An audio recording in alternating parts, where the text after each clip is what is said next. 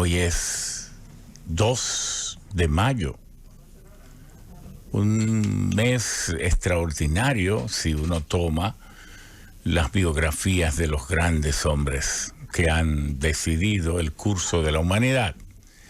Porque la historia es, además de un concierto de ocurrencias, decisiones, coincidencias, fuerzas que se mueven, pero también la historia es hija también en alguna proporción de la voluntad de los hombres y las mujeres que dirigen los pueblos. Por eso es tan importante estudiar la historia, no para ser esclavo de un pasado que ya su única utilidad es servir de fuente de experiencias para no cometer los mismos errores en el presente y en el futuro, sino que estudiando el comportamiento de las personas que han sobresalido positivamente, porque la historia está plagada también de quienes han traicionado todo. Incluso hay cosas que en la historia luego se ven. Resulta que los terrenos donde está hoy el Vaticano no tiene el tiempo de existencia que mucha gente cree, que como allí está el Papa, eso lo dejó Cristo. Pues no fue así. El Vaticano fue los otros días que se creó. Allí estaba la Basílica de Letrán, luego la Basílica de San Pedro, pero fue Benito Mussolini en 1929, que autorizó la creación del Vaticano como un estado donde el Papa es una especie de rey, emperador o jefe, porque tiene poder absoluto. Incluso tenía la infalibilidad. Es decir, es imposible que el Papa se equivoque. Bueno, ya el Papa Francisco ha barrido con todo eso. Pero, ¿qué queremos decir de esos terrenos que hoy son el Vaticano? Que fue cuando Nerón se lo quitó a la familia Leteranato, que se traduce, es en realidad cuando se oye decir el concordato di Leteranato, es el concordato, el Tratado de Letrán, aquel acuerdo que la Iglesia hizo con el gobierno de Italia, porque Italia no existía. Roma es eterna, 14.000 años de historia, pero Roma no existe. Es decir, Italia como nación no existía. Primero existió el imperio, luego el imperio se dividió en Occidente y Oriente. La sede del imperio de Oriente era Bizancio, luego se le cambió el nombre a Constantinopla, esa misma ciudad que hoy se llama Estambul. Pero cuando cae el Imperio Romano de Occidente, allí luego lo que surgen son los estados pontificios, donde el Papa se convirtió en un emperador y tenía 5 reyes bajo su mando que ocupaban lo que hoy es el terreno de Italia. No existía Italia. En 1852, Giuseppe Garibaldi, Emanuele II se dedican a buscar la reunificación italiana, a echar a la iglesia de esos pontificios, de esos estados pontificios. Se estalla la guerra y la iglesia es derrotada. Y así nace la unificación de Italia en 1870. Miren qué joven es Italia. Pero la iglesia ahí mismo empezó reclamaciones de los tesoros que le habían quitado, y además de que, siendo vicario de Cristo, representando a Cristo aquí en la tierra, no debía estar bajo el poder de un hombre mundano, según la iglesia. Ella era mundana también, pero cuando quiere dice que no lo es. Entonces, ¿qué pasa? Que por fin eso duró, esa reclamación, 59 años, Y Benito Mussolini, un poco que engañó a la iglesia, eso es extraño, pero la engañó porque de los miles y miles de millones que pedía de recompensa y resarcimiento, apenas le dio 98 millones de dólares. Y entonces le permitió que sí, que en un pedacito de Roma, 44 cuadras, se formara el Estado del Vaticano. Bueno, ¿y qué quiero decir? Bueno, que esas tierras habían sido donadas por Nerón a la iglesia, pero ahora hay una reclamación y parece que habrá que hacer muchas cosas ahora porque se le van a devolver esa tierra a sus causavientes. Son cosas que ocurren. Bueno, por eso es que el poder no se puede ejercer de manera absoluta. Y eso es lo que celebramos aquí en Los Sabios en la Z, donde cada domingo tratamos un tema fundamental para el país. Y esta vez vamos a tratar uno sobre los recursos naturales y la Constitución, el mandato constitucional que en el artículo 17 de la Constitución vigente, la Constitución primero del 2010 y luego con la reforma que gratuitamente le impuso Danilo Medina, ahora es la Constitución del 2015 que habla en su artículo 17 que el aprovechamiento de los yacimientos mineros, el aprovechamiento de los recursos naturales solo puede hacerse sostenidamente, si hay sostenibilidad. Y es tan clara la Constitución que entonces establece una serie de prioridades. Es prioritario el uso de las aguas para consumo humano antes que cualquier otro fin. Es prioritaria, se declara de alto interés nacional la reforestación de todos nuestros territorios, bosques y espacios. Oiga, todo en provecho, y entonces habla, los particulares podrán aprovecharse de la explotación de las minas y los recursos naturales, pero de manera racional, sin alterar los ecosistemas y sin poner en peligro algo que es sagrado, ¿cuál? Las cuencas de los ríos.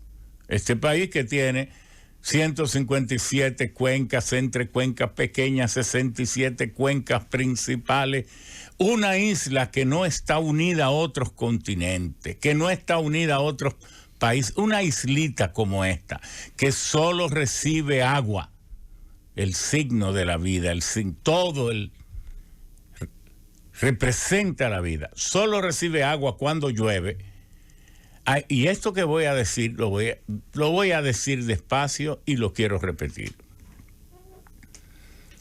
Si República Dominicana fuera Suiza, ¿de dónde le viniera el agua? O de las nieves, principalmente con esas montañas altísimas de 4.000, 5.000 metros de altura. Entonces, cuando nieva, se coloca una especie de presas infinitas en esas montañas con sus cúspides llenas de nieve.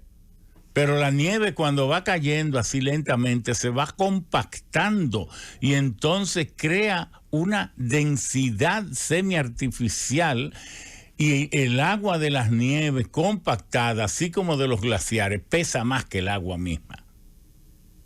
Entonces, ¿pero de qué otra fuente se nutriría?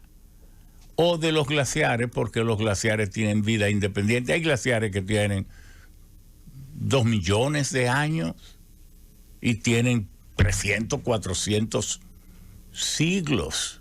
3, 4, 5, 6, 7, 8. Desde la época de los glaciares, desde la época cuando perdimos esos ambientes de la Mesopotamia en las fronteras y en los linderos del Mar Rojo, que fue la última glaciación del planeta. Es decir, además de las precipitaciones o las lluvias, se tiene los glaciares. Otros países que están más en las zonas árticas tienen lo que se llaman los casquetes polares y las nevadas eternas. Y entonces la lluvia. Entonces son países que tienen muchas fuentes de agua, varias fuentes de agua.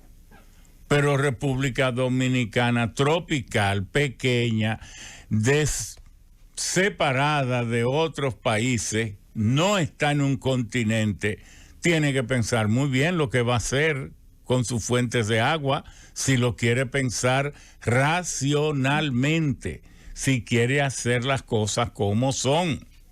¿Y qué es lo que debe pensar? O que si abusa de sus aguas, perderá sus ecosistemas.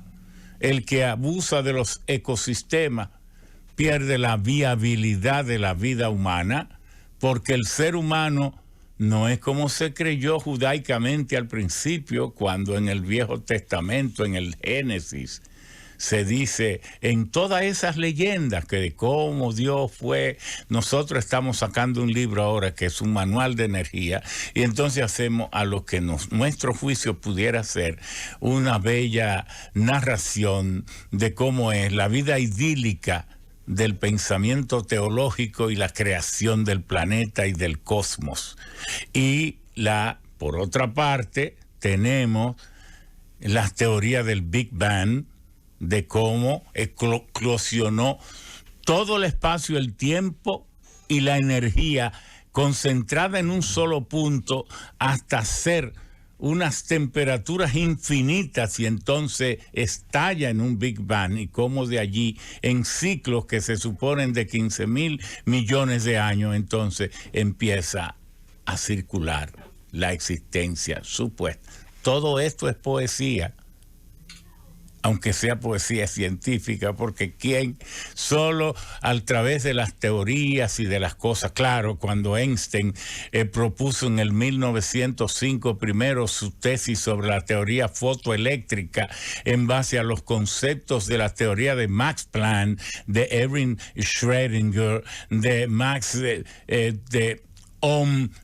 Born y otros más. Entonces allí, luego 15 años después, en las Islas Príncipe de África, se pudo confirmar todas las teorías de Einstein y el principio de la curvatura del espacio en vez de los gradientes de la gravitación universal directa e instantánea. Que todo esto ha cambiado el mundo hasta entrar ahora en la mecánica cuántica, que ustedes verán que antes de 5 años tendremos computadoras que podrán operar 1,000,000 de veces más rápido que las que tenemos hoy. Es que el mundo está ahora en un estallido científico tecnológico, y todo eso lo tratamos en el libro. Esperamos que se venda mucho en Amazon y en todo, en el mundo entero. Un manual de energía que necesita la humanidad, que necesita la ciencia moderna, porque hay muchos libros sobre energía, pero un manual sobre energía que le hable a usted desde las energías cósmicas, pasando por la energía. ¿De dónde viene el ATP? ¿De dónde viene esa posibilidad de que yo dé un puñetazo? ¡Pum! Ese ejercicio de fuerza tan brutal que yo de repente puedo hacer. ¿Dónde están mis resortes? ¿Dónde están mis robots? ¿Dónde están mis manos mecánicas para yo poder hacer eso? ¿Por qué? Por los fosfógenos, por los ATP, los ADP y el adenosin trifosfático. También lo explicamos ahí, cómo es que estamos metiéndonos en ciencia, porque sin la ciencia la vida es un simple poema de puros sentimientos. Entonces, estamos hablando, por eso este programa tiene tanta importancia, y agradecemos a don Bienvenido Rodríguez, la familia, don Willy Rodríguez, que forman parte de un ejercicio, de un esfuerzo semanal para hacer ciencia, para penetrarnos en los niveles que toman decisiones, para comentar y educar, para que le digamos a los gobiernos las cosas como son ¿Y qué es lo que hay que decir hoy ante el tema de una presa de cola en Cuance, en Peralvillo? Lo siguiente, que en las constituciones antes del 2010, esa constitución maestra de 1966 que duró tantos años, y las otras constituciones, ¿qué decía en esa constitución? Que el gobierno tenía el derecho de otorgar mediante decreto y decirle a qué compañía, a qué personas se explotarían los recursos naturales, incluyendo la mina. Y no mencionaban para nada que los pueblos tuvieran que opinar. Pero a partir del 2010, los gobiernos perdieron el derecho de escapar y señalar. Hago un acuerdo político contigo y te doy la mina tal, te digo que haga esto allí, yo soy el presidente y yo hago lo que yo quiero. Ese mandato lo perdieron los gobiernos. Porque yo le voy a leer ahora qué es lo que dice. Primero, la ley 6400, que es la ley sobre medio ambiente y recursos naturales, tanto en su artículo 8 como en sus artículos 41, 43, 44. Vamos a leer, vamos a meternos en materia, vamos a ver quién puede. Aquí, si los pueblos dicen, yo no quiero esto, no se puede hacer. Eso no es que yo tenga un compromiso. Y entonces, qué triste es ver personas que tuvieron popularidad ayer, que estaban con sus pueblos ayer, hoy queriendo reprimir la gente porque la gente defiende sus recursos naturales. Pero ¿y de dónde están metiendo la cabeza? Y ellos no saben que los gobiernos pasan y los pueblos son eternos. Hoy no se han cansado de ver gente huyendo. Hoy, ayer se creyeron los dueños de todo. Pero hoy es que son locos. Están perdiendo ahí en nuestra Monteplata. Hay un problema dentro del PRM. Hay unos funcionarios, unos diputados y una gente que quieren imponer todos. Primero se inventaron que la Barrigol dio un dinero para establecer, para mejorar acueductos y una serie de cosas. Todo eso es mentira, eso es parte del dinero que tiene que pagar porque extrae 1.400.000 onzas, a veces 2 millones de onzas de oro que vendida a $1.750 cada onza hace cerca de 3.000 o 2.800 millones de dólares. Y al país le dan una chilata, unos 500, 600, uno nunca sabe bien cuánto es. Entonces, ¿por qué hay que inventarse de que gracias a la Barri que dio esto? No, hombre, eso es ponerse de amanuense de la Barri. Nadie está en contra de la Barri.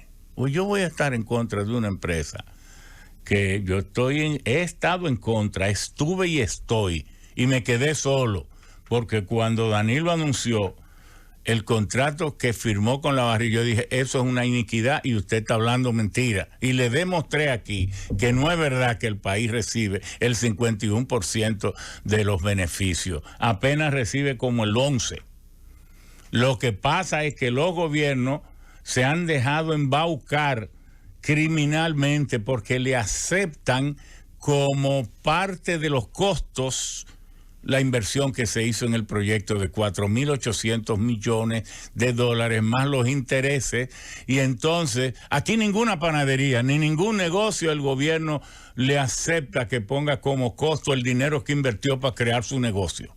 Usted crea su negocio y ¿cómo usted recupera el dinero que invirtió en su negocio? Con sus utilidades, si gana dinero, si perdió, bueno, lo perdió todo, quebró. Pero hoy, ¿por qué si tú vienes a explotarme mi oro, mi plata, de eso te voy a exonerar todo? Y encima de eso te voy a proteger que la inversión que tú vas a hacer, yo te la permito que tú la descuentes del oro cuando lo produzca y lo venda. Así es que el Estado dice que tiene alguna participación, pero eso es una vileza porque eso nunca será así contablemente. Eso es un invento para esa empresa. Y nosotros le demostramos aquí que eso no es así. Y como decimos aquí, esto lo creamos para decir la verdad. Le duela a quien le duela. Es mejor que no le duela, porque la verdad no debería doler. No debería doler. Desde que a usted le duele una verdad, usted no está en algo sano.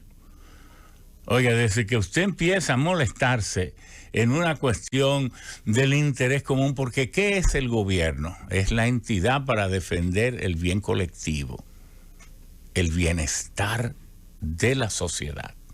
Desde que un gobierno está del lado de la oligarquía o más cerca de la oligarquía que del pueblo que lo eligió, ahí hay problema. Porque los gobiernos deben ser ni del lado de la oligarquía ni totalmente del lado de los pueblos. Pero si de alguien, de algún lado debe estar del pueblo. Porque ¿quién es que necesita el poder? El que no tiene voz, el pobre, el infeliz. Es el que necesita el poder.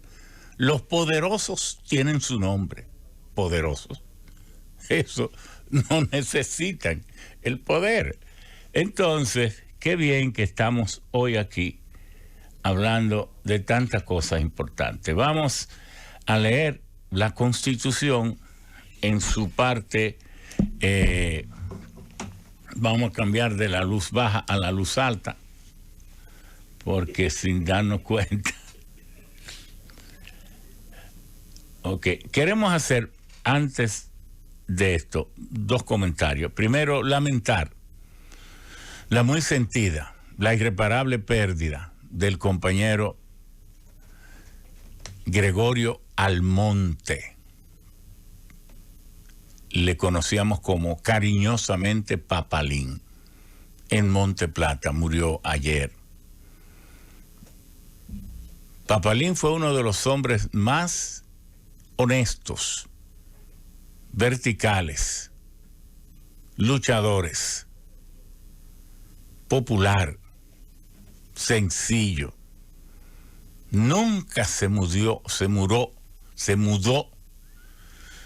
en la misma vivienda, el mismo rostro, el mismo sentimiento, la misma calidad de lucha, los mismos principios, siempre del lado de su pueblo.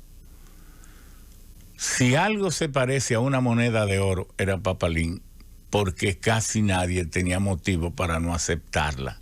Y mire que entre los humanos es muy, muy, muy difícil uno tener que encontrar un caso donde uno deba reconocer que casi todas las virtudes se confundieron, como si hubiese sido en una fragua al alto calor, se fundieron en un lingote de gran calidad humana. Por eso Papalín no morirá, bajará, será inhumado, será enterrado, será devuelto a su dueño, los restos, pero Papalín estará siempre vivo, estará siempre con nosotros en el recuerdo. Gregorio Almonte Papalín es presidente de la Juventud del PRD, fundador del PRD, tenía un poco más, pero casi la misma vida de lo que fue la escuela de democracia aquella que se llamó PRD. La escuela de democracia aquella, en la que nos forjamos todo, en la que aprendimos a no ser sumisos, en la que aprendimos a reclamar nuestros derechos, en medio de una, a veces inconductas, aquel partido. Yo cuando hablo del PRD me duele. Yo fui el que propuse que lo dejáramos, que saliéramos y creáramos otro partido. Algunos mezquinos y culipanderos ahora quieren cambiar eso. Fuimos nosotros que visitamos al compañero Hugo Tolentino y le dije, o usted propone la creación de un nuevo partido o yo lo hago. Me dijo, ¿por qué? Digo, porque tenemos 36 sentencias pronunciadas por el Tribunal Superior Electoral contra nosotros, el pensamiento progresista que fundó Peña y Juan Bosch, que abrevaron del pensamiento libertario de América Latina, cuando Víctor Raúl Haya de la Torre en 1925 crea el APRA, la alianza progresista revolucionaria de América Latina, de Indoamérica, como decía él. El APRA fue un partido continental destinado a la liberación de los pueblos. La gente cree que como lleva APRA era la alianza peruana. No, era la alianza progresista. Y que presidió José Ingenieros, el gran filósofo argentino, porque fue cuando en París estaba presente toda la intelectualidad de América, huyéndole a las dictaduras o abrevando conocimientos. Y entonces se convocó esa reunión en 1925 al lado del Palacio de la Ópera de París, y allí nació ese movimiento de pensamiento progresista de América Latina. Y allí, desde esas manantiales, en esos manantiales abrevó el PRD, cuando en la sección Elcano, en 1939, parte del municipio de La Habana, nació el PRD, de aquella junta humilde, campesina, donde estaba Cotubanamá Enrique, Ángel Miolán, Juan Bosch, los Cuello Mainardi y otros más, Virgilio Cuello Mainardi, que por eso ese Corazones Unidos, fundado por Luis Cuello Mainardi y su madre, que estuvo viva hasta hace poco, eran el testimonio vivo de la lucha originaria del pueblo dominicano contra la dictadura de Trujillo y contra las conquistas de las libertades. Hay que saber la historia para uno poder entonces recordarla en el momento oportuno. Y ese partido, como todo en la vida, nacemos, crecemos, nos desarrollamos, nos reproducimos, algunos, y morimos. Ese ciclo natural se cumplió en el PRD. Todavía anda por ahí dando tumbos, pero por eso surgió, por nuestra propuesta, y gracias al trabajo de todos, porque eso sí, solo hicimos la propuesta. Requirió valentía porque nos cayeron encima. ¿Cómo va a ser que vamos a hablar de eso? Bueno, y ustedes tienen solución. Si no tienen solución, eso es lo que va. Y así mismo se dio ese caso, el caso de llega el padre Pancho, queremos que le demos de inmediato su incorporación. Él se puede incorporar ahí mismo, en esa misma esquina ahí. Usted, por favor, démele la silla y ahora a usted le damos otra más, para que el padre Pancho, en representación de esa entidad que solo tiene 2 días y medio de existir, que es la Iglesia Católica, que tiene 2000 años, que uno la vapulea, la agarra y la voltea con lo de adentro hacia afuera y luego con lo de fuera hacia adentro, que ella misma se autodestruye, pero ella misma se reconstruye, y entonces tiene papas que parece que están en su contra y papas que parece que quieren envilecerla. Gracias que ahora vivimos uno de los momentos de más alto perfil del pensamiento filosófico de la Iglesia con el Padre Francisco, que tiene una de las, precisamente,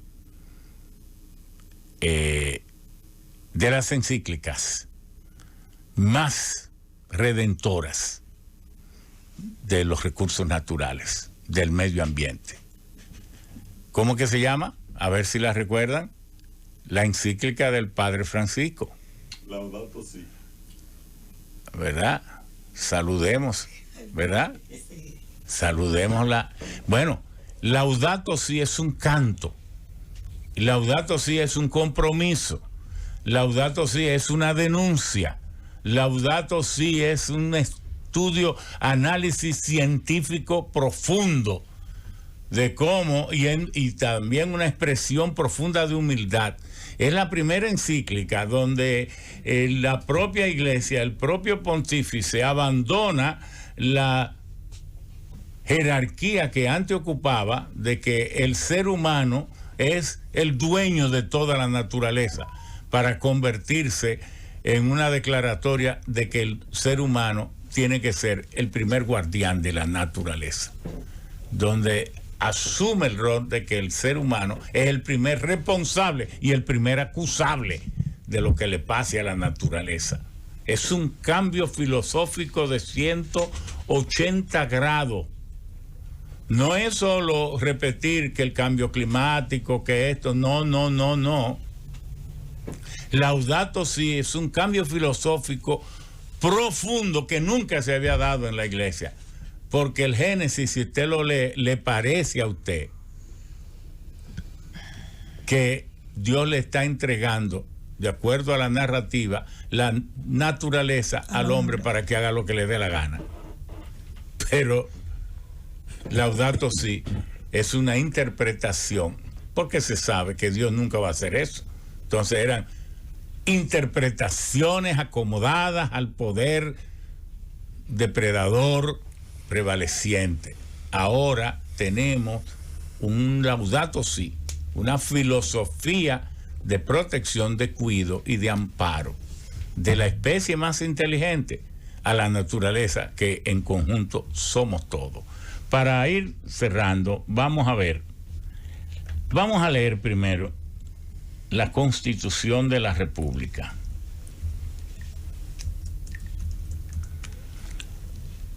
De la República Dominicana, la vigente, la que cambia todo. Ya les digo, las constituciones de República Dominicana antes del 2010 casi mandaban al presidente de la República, al Poder Ejecutivo, a que declarara y a que viera como casi obligatorio el aprovechamiento del subsuelo. Y por eso solo el decreto del Palacio decía si una mina se podía explotar o no. La Constitución no hacía ni el más remoto, la más remota mención de que había que consultar las comunidades, que son las dueñas reales. Pero la Constitución del 2010, y esto hay que repetirlo porque yo sé que las transiciones toman tiempo, es que usted, ministro, o usted que antes emitía una recomendación al presidente, y el presidente firmaba y le hacía el decreto, y ese decreto salía, bueno, ahí ya todo el mundo, como dicen los niños en los campos y en los barrios, todo el mundo tuche, nadie es camán. Nadie se puede mover. No, ¿saben qué dice ahora el artículo 17 de la Constitución vigente? Aprovechamiento de los recursos naturales. Los yacimientos mineros y de hidrocarburos y en general, los recursos naturales no renovables solo pueden, oiga esto, solo pueden ser explorados y explotados por particulares. Lo repito, solo pueden ser explorados y explotados por particulares bajo criterios ambientales sostenibles. Es decir, ni siquiera explorarlo, si usted no me va a mantener la sostenibilidad ambiental. Pero sigue diciendo, en virtud de las concesiones, contratos, licencias, permisos o cuotas, en las condiciones que determine la ley. Los particulares pueden aprovechar los recursos naturales renovables de manera, otra vez, racional, con las condiciones, obligaciones y limitaciones que disponga la ley. En consecuencia, oiga esto, entonces, mire cómo se inspira esta Constitución. Se declara de alto interés público la exploración y explotación de hidrocarburos en el territorio nacional y en las áreas marinas bajo jurisdicción nacional. Se declara de prioridad nacional y de interés social la reforestación del país, la conservación de los bosques y la renovación de los recursos forestales. No habla ahí de la explotación. La renovación habla de la reforestación, habla de la conservación de los bosques y habla de la renovación de los recursos naturales. La Constitución. Tercero, se declara de prioridad nacional la preservación y aprovechamiento nacional de los recursos vivos y no vivos de las áreas marítimas nacionales, en especial del conjunto de bancos y emersiones dentro de la política nacional de desarrollo marítimo. Es decir, que el mar constituye poco menos que un tesoro intocable si no hay sostenibilidad. Y por último, los beneficios percibidos por el Estado por la explotación de los recursos naturales serán dedicados al desarrollo de la nación y de las provincias donde se encuentran en la proporción y condiciones fijadas por la ley. Habrá que ver si eso se cumple. Bueno, habrá que verlo. Bueno, entonces, ¿qué dice la ley 6400? Que es así, que es hija mía. Te busca la ley, tiene mi firma. ¿Por qué? Fuimos quienes la introdujimos, quienes se dio gracias a que éramos presidente del Senado, porque aunque no quiero tocar ni ser petulante, de las principales leyes que se han aprobado para beneficio y positividad del país en los últimos 25 años, nosotros somos autor o coautor de las 58 de 34. No es de alguna.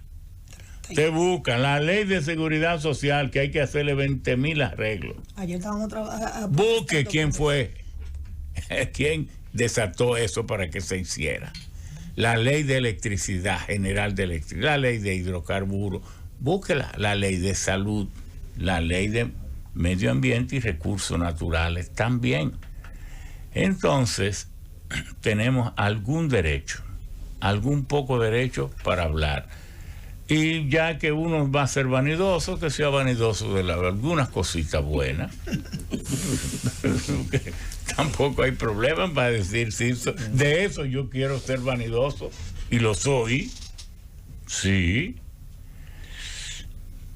Bueno, vamos a buscar el artículo 8 de la ley y ahí hacemos la pausa y luego entonces invitamos a nuestros queridos personalidades que están ya prácticamente todas con nosotros aquí para hablar de si se debe o no construir una presa de cola encima del lomo de la cuenca del río Sama, porque nadie está en contra de la presa. Nadie está en contra de la producción de oro. No estamos en contra de la barri. ¿Qué es lo que queremos? Que se haga donde se pueda hacer y que el pueblo siga teniendo su vida.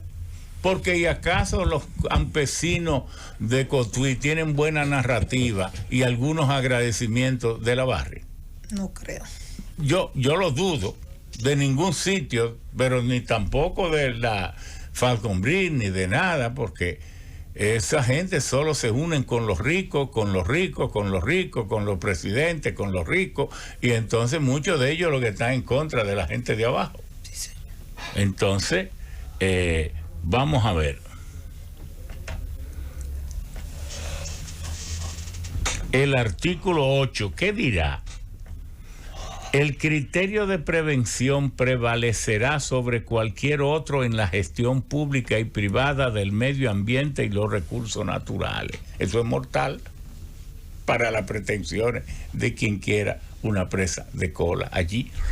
El criterio de prevención prevalecerá sobre cualquier otro en la gestión pública y privada del medio ambiente y los recursos naturales. No podrá alegarse la falta de una certeza científica absoluta como razón para no adoptar medidas preventivas. Oiga, esto sí que es grande. Es decir, aunque la ciencia diga, bueno, a lo mejor una presa ahí no hace tanto daño. Pero es que si siquiera se presiente que pudiera hacerlo, ya, con eso basta. Porque yo lo voy a repetir, no podrá alegarse la falta de una certeza científica absoluta como razón para no adoptar medidas preventivas y eficaces en todas las actividades que impacten negativamente el medio ambiente, conforme al privilegio de precaución. Es que los recursos naturales se benefician del privilegio de la precaución. Exactamente. Hay dos cosas que son modernas hoy en día. Por la mujer haber sido sometida a milenios de esclavitud y de segundonería y de negación de derechos, hoy han surgido lo que se llama la discriminación positiva. ¿Qué significa eso? Se castiga un poco a los hombres por haberlas castigado tanto tiempo para darle entonces primacía a todos los derechos de la mujer. Y por eso estas leyes tan fuertes que usted a veces no puede, no mire una mujer, que con usted mirarla ella casi puede decir, me desnudó en el pensamiento, y ya usted tiene problemas. Oiga, ya usted tenga cuidado al enamorarse. Sí. Cuando usted viene a ver y tenga cuidado con ciertas solicitudes nocturnas para que luego al otro día no la acusen de acoso en su propia cama. Usted la mira bien, acoso. Sí, bueno. Si no le gusta. Bueno, entonces. Y óigase, pudiera yo pasarme casi todo el tiempo aquí leyendo lo que se llama cuántas cosas se necesita para que pueda considerarse que se ha cumplido todo para poder recibir un permiso de exploración y de explotación. Desde el estudio de impacto ambiental. El estudio de impacto ambiental, y hay que ir a los pueblos a preguntarle, pero yo quiero cerrar, porque para eso están nuestros expertos aquí, nuestros dolientes directos y la gente que vino a hablar de esto, con lo que pasó en Puerto Rico. Pero lo que menciono de Puerto Rico ha ocurrido en muchos lugares del mundo. En los años 1973 y 74, llegaron las compañías buscando cobre, buscando oro y todo a Puerto Rico, la Anaconda Copper Corporation, la Homestead, la Copper Mining of America, muchísimas otras compañías, las compañías de cobre de América, porque la mayor parte del cobre del planeta está en nuestro continente. Solo Chile, el mundo produce 4.4 millones de toneladas de cobre cada año y Chile solo produce como 2.6, es decir, más del 50% de todo el cobre producido en el planeta. Solo Chile, que tiene 734,000 kilómetros cuadrados, una cinta entre el Pacífico y los Andes. Bueno, pero llegaron a Puerto Rico a buscar cobre, a buscar oro. Y descubrieron un yacimiento que en aquel entonces, en los años 80, se decía que podía tener una riqueza de 3 o 4 milenios, millardos, 4 o 5 mil millones de dólares, que era infinito. Bueno, pero el pueblo de Puerto Rico, que tiene 9.600 kilómetros cuadrados, que tiene 78 municipios, y que es, a pesar, ya se está recuperando, pero antes de estas tormentas que la devastaron la islita, que yo adoro tanto, era uno de los lugares del mundo mejor reforestado. 68% es bosque. Y la gente vive dentro de los bosques, que por eso que hubo más afectados y damnificados, porque viven dentro de sus árboles. Bueno, pero se levantaron movimientos, dijeron, sí, esa mina tan rica de cobre, Nosotros con un país tan pequeño, y era en los municipios de Utuado, de Adjunta y de Ponce, en ese lugar ahí un poco al sur, debajo de Atillo, debajo de todo, casi en el centro, un poco al sur, casi en el centro de la isla. Dijeron, no, pero esto necesita una licencia que el gobierno de Estados Unidos, el gobierno federal, que es el que maneja los recursos naturales, quería decir, bueno, vamos a otorgarla, necesitamos cobre. Pero el pueblo de Puerto Rico dijo, no, aquí se necesita una licencia social también, que nos pregunten a nosotros. Así como dice la Constitución ahora dominicana, que hay que preguntarle al pueblo, porque para el Ministerio de Medio Ambiente tiene que ir a hacer la consulta. Ellos se están yendo por allá, pero es porque están obligados a ir allá. Porque ni el ministro de Medio Ambiente, ni el ministro de Minas y Energía puede ir por allá y desconocerlo. Es que quien mandan son las comunidades, porque son los dueños del recurso. ¿Y qué pasó en Puerto Rico? En 1985 hubo un referéndum y la gente, 1983, 84, y el 84%, 86% dijo, sí, sabemos que hay mucho dinero y cosas, pero no lo queremos. No lo queremos. ¿Por qué? Porque nosotros valoramos más nuestros bosques, nuestra calidad ambiental, la continuación de la vida. Porque esto es una cuestión a elegir. No lo queremos.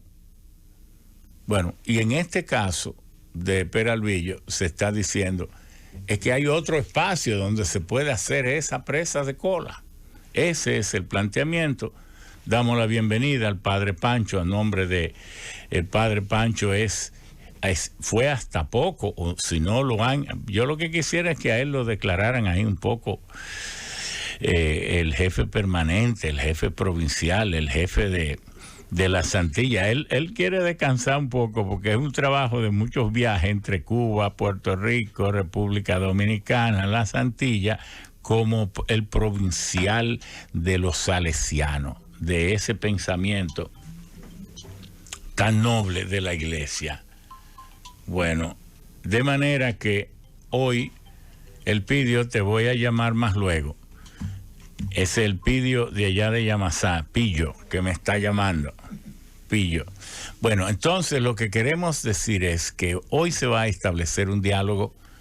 Este diálogo ha sido largo, este comentario, porque era necesario, pero era necesario. Y queremos cerrar diciendo lo que está ocurriendo en Estados Unidos.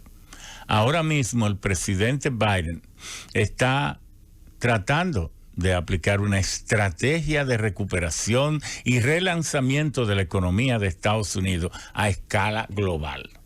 Primero, para Estados Unidos poder recuperar las fuerzas perdidas, la imagen perdida con esos traspiés de la gestión de Trump, el salirse de los esquemas mundiales de protección a la atmósfera, a los recursos naturales y esa visión global de la Organización Mundial del Comercio y esa organización, esa conceptualización mundial del manejo de las finanzas.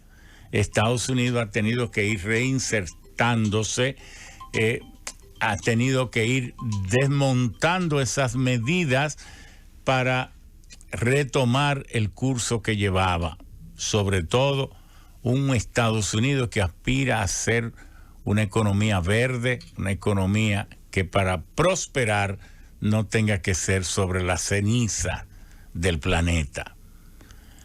Ese Trump, que prefirió la explotación del carbón a continuar con el desarrollo de las tecnologías limpias, eólica, solar, marina, geotérmica, hidráulicas, y sobre todo en lo solar, la solar, térmico solar, la fotovoltaica, todo esto.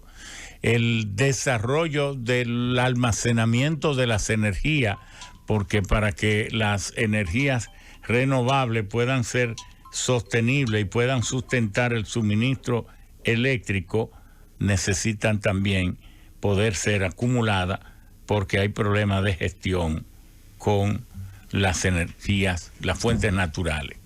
Bueno, pues el presidente ahora plantea a Estados Unidos, y así lo hizo en lo que se llama en Estados Unidos el Speech to the Nation, el discurso frente a la nación, un programa especial de recuperación de 4 billones de dólares, dividido en 2.3 billones para recuperar la economía y 1.8 millones más sobre el 1.9 millones que ya se está ejecutando. Todo esto en ese gran plan de 4 billones. ¿Para qué plantea el presidente Trump?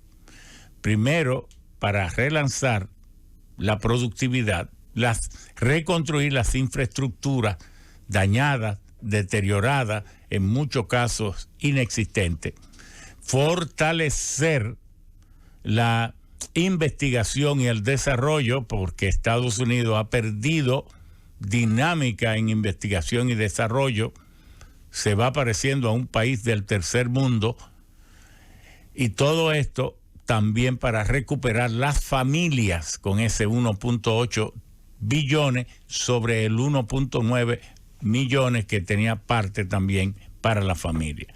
En esta visión global de Biden, coloca al gobierno de Estados Unidos en el centro del manejo de la economía, contrario al neoliberalismo que plantea que mientras más reducido sea el gobierno y más alejado esté el gobierno de la economía, mejor para todo, a fin de que la economía de mercado asigne los recursos y trace la pauta en el desarrollo.